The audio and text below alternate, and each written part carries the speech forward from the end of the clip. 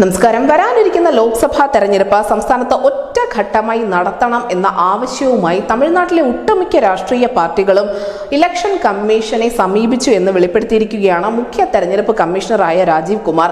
മിക്ക രാഷ്ട്രീയ പാർട്ടികളും ഒറ്റഘട്ടമായി തെരഞ്ഞെടുപ്പ് നടത്താൻ ആഗ്രഹിക്കുന്നുണ്ട് എന്നും ഇതിന് പ്രധാനപ്പെട്ട കാരണം തെരഞ്ഞെടുപ്പ് കാലത്തൊഴുകുന്ന പണത്തിന്റെ ഉപയോഗം കുറയ്ക്കുക എന്നതാണ് എന്നുകൂടി അദ്ദേഹം അറിയിക്കുന്നുണ്ട്.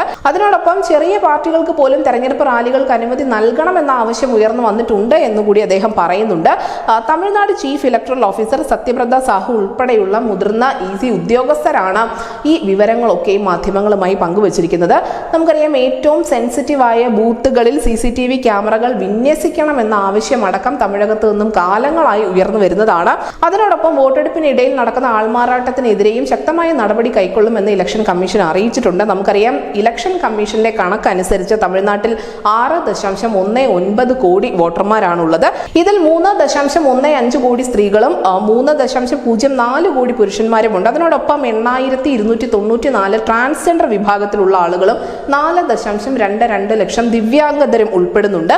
വോട്ടർമാർക്ക് പണമോ മദ്യമോ മറ്റോ വിതരണം ചെയ്യുന്ന സംഭവം ഉണ്ടാവുകയാണെങ്കിൽ ഇതിന്റെ ചിത്രം സഹിതം പരാതിപ്പെടാൻ CVGIL എന്നുള്ള ഒരു മൊബൈൽ ആപ്ലിക്കേഷൻ കൂടി ഇലക്ഷൻ കമ്മീഷൻ പുറത്തിറക്കിയിട്ടുണ്ട്. ഈ ഒരു ആപ്ലിക്കേഷൻ വഴി തെളിവ് സഹിതം, അതായത് ചിത്രം സഹിതം പരാതിപ്പെടുകയാണെങ്കിൽ 100 മിനിറ്റിനുള്ളിൽ തന്നെ ഇവർക്കെതിരെ നടപടി എടുക്കും എന്ന ഉറപ്പ് കൂടി ഇലക്ഷൻ കമ്മീഷന്റെ ഭാഗത്തു നിന്നും ഉണ്ടായിട്ടുണ്ട്. എന്തായാലും ഒറ്റഘട്ടമായി തന്നെ വോട്ടെടുപ്പ് നടത്തണം എന്നുള്ളത് ഇപ്പോൾ ഈ ഒരു ആവശ്യവുമായി മുന്നോട്ട് വന്നിരിക്കുന്ന ചെറു പാർട്ടികളാണ് എങ്കിൽ പോലും വലിയ പാർട്ടികൾക്കും ഇതൊരു വലിയ സാമ്പത്തിക ബാധ്യത ഉണ്ടാക്കി വെക്കുന്നുണ്ട് എന്ന് മനസ്സിലാക്കുക. പക്ഷേ ഈ വലിയ പാർട്ടികൾ ഒരിക്കലും അത് തുറന്നു പറയാൻ തയ്യാറാവുകയില്ല.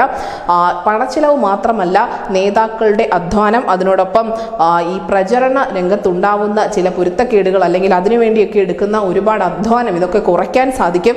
അതുകൊണ്ട് തന്നെയാണ് ഇപ്പോൾ തമിഴകത്തുള്ള മിക്ക രാഷ്ട്രീയ പാർട്ടികളും ഒറ്റഘട്ടമായി തന്നെ തെരഞ്ഞെടുപ്പ് നടത്തണമെന്ന ആവശ്യവുമായി ഇലക്ഷൻ കമ്മീഷനെ സമീപിച്ചിരിക്കുന്നത്. News desk news India Malayalam.